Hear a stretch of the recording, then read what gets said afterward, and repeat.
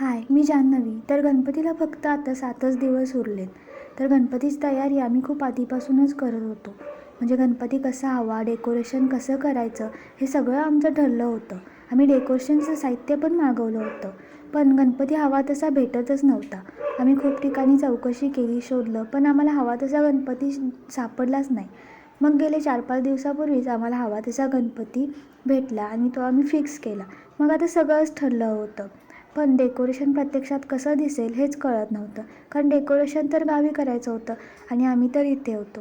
म्हणून मी त्यासाठी ChatGPTची मदत घेतली.